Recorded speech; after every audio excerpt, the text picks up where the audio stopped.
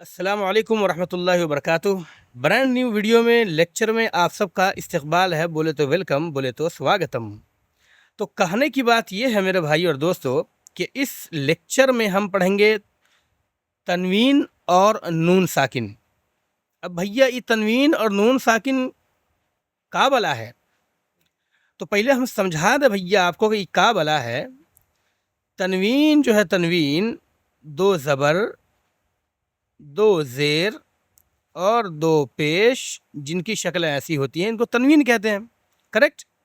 तनवीन मैंने आपको बताया था, हमज़ा दो ज़बर अन, हमज़ा दो ज़ेर इन, हमज़ा दो पेश उन, अन इन उन। दो ज़बर, दो ज़ेर और दो पेश, और एक ज़बर एक ज़ेर एक पेश को हरकत कहते हैं, यह भी बताया था।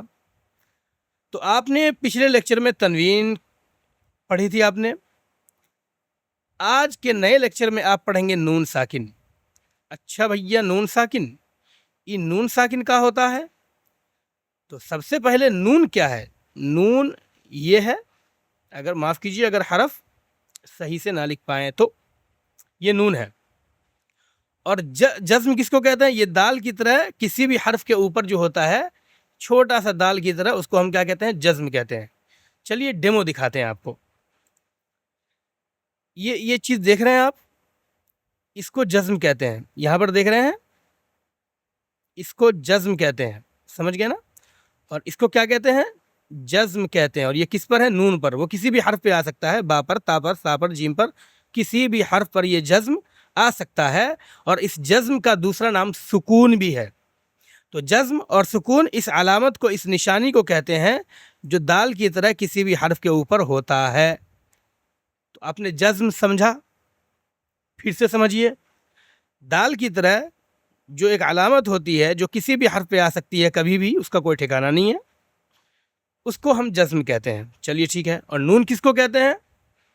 नून इसको कहते हैं, ये देख रहे हैं ना, नून जो हर्फ है, आपने पढ़ा है ना, नून जो हर्फ है आपने पढ़ा है, उसको नून कहते हैं।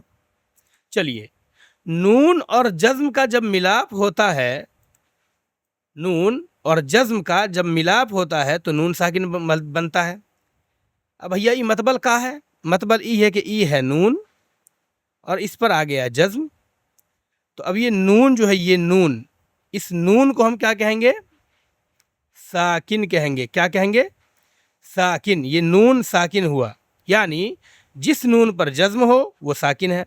जैसे नून, इस पर जज्म है तो ये नून साकिन है। नून को साकिन बोलना है, याद रहे ये जज्म है, ये जो है जज्म है, और ये नून जो है जिस पर जज्म है वो साकिन कहलाएगा। नून जिस पर जज्म है तो साकिन, बा इस पर जज्म है तो बा साकिन, उसके बाद ता, उस पर ता इस पर जज्म है तो ता साकिन, और इसी तरह सा इस पर जज्म है तो सा साकिन, इसी तरह जीम इस पर जज्म है तो जीम साकिन, यानी हर्फ साकिन होगा। और ये जो ऊपर अलामत होती है इसको जज्म कहते हैं। समझ में आ गई? और तनवीन को किसको कहते हैं? दो ज़बर, दो ज़ेर, दो पेश को तनवीन कहते हैं। तो आपने तनवीन और नून साकिन को समझ लिया। तो मुझे उम्मीद है कि आपने समझ लिया होगा तनवीन और नून साकिन को। दो ज़बर, दो ज़ेर, दो पेश को तनवीन, और नून साकिन, जिस नून पर जज्म हो उसको नून साकिन कहते हैं। तो चलिए अब तख्ती नंबर 8 में हम पढ़ते हैं भैया कि तनवीन व नून साकिन। अच्छा, इन दोनों को एक जगह क्यों लाया गया?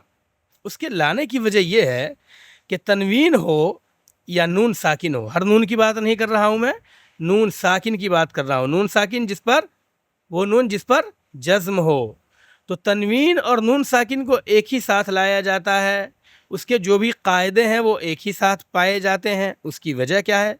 उसकी वजह यह है कि इन दोनों की आवाज़ सेम है। मिसाल के तौर पर ता दो ज़बर तन, तनवीन आया, और नून साकिन के साथ ये जो है ता नून ता नून ज़बर तन, तो ता दो ज़बर तन, ता नून ज़बर तन। इसी तरह ये ता लिखिए, दो ज़ेर लगाइए, ता दो ज़ेर तीन, और ता नून ज़ेर तीन। इसी तरह ता दो पेश तुन, और ता नून पेश तुन। तो तन तन, तिन तिन, तुन तुन, है ना? समझ गए ना? तो तनवीन और नून साकिन की आवाज़ क्या होती है? सेम होती है, जिसकी वजह से इन दोनों का कायदा भी सेम होता है। اور تنوین اور نون ساکن کے قاعدے جو ہیں وہ نورانی قاعدہ کے اندر 4 ہیں. تو انشاءاللہ ہم اس کو دھیرے دھیرے پڑھیں گے، لیکن ان 4 قاعدوں کو سمجھنے سے پہلے تنوین کیا ہے اور نون ساکن کیا ہے اس کو سمجھنا ضروری ہے. تو چلیے، جس نون پر جزم یعنی سکون ہو، سکون کو آپ چھوڑ دیجیے ورنہ ساکن سکون میں کنفیوژن ہوگا. اب جزم پہ کانسنٹریٹ کیجیے. جس نون پر جزم ہو اس کو نون ساکن کہتے ہیں، یعنی یہ نون ہے، اس پر جزم ہے، تو اب اس نون کو ساکن کہیں گے. وہ نون جس پر جزم ہے وہ نون ساکن کہلائے گا. سمجھ گئے نا؟ وہ نون یعنی وہ حرف نون ساکن کہلائے گا. آپ نے سمجھ لیا؟ تو جس نون پر جزم ہو اس کو ساکن کہتے ہیں. تنوین اور نون ساکن کی آواز یکساں ہوتی ہیں، بولے تو برابر ہوتی ہے. جیسے نیچے مثال دی جا رہی، با دو زبر بن اور با نون زبر بن، دونوں کی آواز بن جا بھائی سیم ہوتی ہے. اور نیچے کچھ مثالیں دی گئی ہیں، اس کو آپ لوگ پڑھ لیجئے. جیسے تا دو زبر تن، تا نون زبر تن، تا دو زیر تین، تا نون زیر تین، تا دو پیش تن، تا نون پیش تن، سا دو زبر سن، سا نون زبر سن، سا دو زیر سن، سا نون زیر سن، سا دو پیش سن، سا نون پیش سن. آواز سیم ہے نا؟ اسی طرح جیم دو زبر جن اور جیم نون زبر جن، جیم دو زیر جن، جیم نون زیر جن.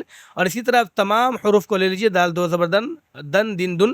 آپ کو جیسا کہ میں نے سمجھایا، ہر ایک کو پڑھنے کی ضرورت نہیں ہے، آپ کو پڑھنے کی ضرورت ہے. مجھے پڑھانے کی اب زیادہ ضرورت نہیں ہے، اس لیے کہ آپ بہت سمجھدار لوگ ہیں. ٹھیک ہے نا؟ چلیے، نیچے مشق کی بات آ رہی ہے، تنوین کی مشق. تو کیسے کرنی ہے؟ عادن ہونا یہ چاہیے کہ اب جو بھی حروف آئیں ان کو آپ بغیر ہجہ کے متن پڑھیں. جیسے عادن، سو ان، ایسے پڑھیں آپ. یہ نہیں کہ عین الف زبر آ، دال دو زبر دن، عادن. لیکن چونکہ بگنر لوگ جو ہوتے ہیں، کچھ لوگوں کو جو آدھا نورانی قاعدہ پڑھ چکے ہوتے ہیں، پھر بھی ان کو چیزیں سمجھ میں نہیں آتی ہیں، تو ان کو دوبارہ پڑھنا چاہیے اور اس کے بعد جو ہے تنوین کی بحث پڑھنی چاہیے. بعض اوقات پیرنٹس جو ہوتے ہیں وہ کہتے ہیں کہ بھائی بچہ نورانی قاعدہ میں آدھے پہ اٹکا ہوا ہے، آپ آگے کاہے نہیں بڑھا رہے ہو؟ تو مجبوری میں پڑھانا پڑ جاتا ہے. اور جب مجبوری میں پڑھاتے ہیں تو یہ سب ہمیں کیا کرنا پڑتا ہے؟ ہجہ کے ساتھ پڑھانا پڑتا ہے، جو کہ نہیں ہونا چاہیے. ٹھیک ہے نا؟ ہم آپ کو متن پڑھائیں گے کیونکہ آپ کے ماں باپ نے زور دیا نہیں ہے مجھ پر، ہے نا؟ ہے کہ نہیں ہے؟ چلیے متن ہی پڑھ لیتے ہیں. عادن، سو ان، قریبن. اس میں جو بھی چیزیں آپ نے پڑھ لی ہیں، زبر زیر پیش، الف یا واو، اس کے بعد جو ہے یہ اپنا کھڑا زبر کھڑی زر الٹا پیش، حروف لین ای او، تنوین ان، آپ نے سب کچھ پڑھ لیا ہے. بس اس کو دہرانے کی ضرورت ہے اور دماغ لگانے کی ضرورت ہے. ان میں سے کوئی بھی چیز آپ کو سمجھ میں نہ آ رہی ہو تو اس کی جو بحث پیچھے کی گئی ہے لیکچر میں، وہ لیکچر جا کر کے آپ دیکھ لیں. ٹھیک ہے نا؟ قریبن، فمن، عظیم، کن، مرض، رسول، شیئن، غشاوۃ، غاسق،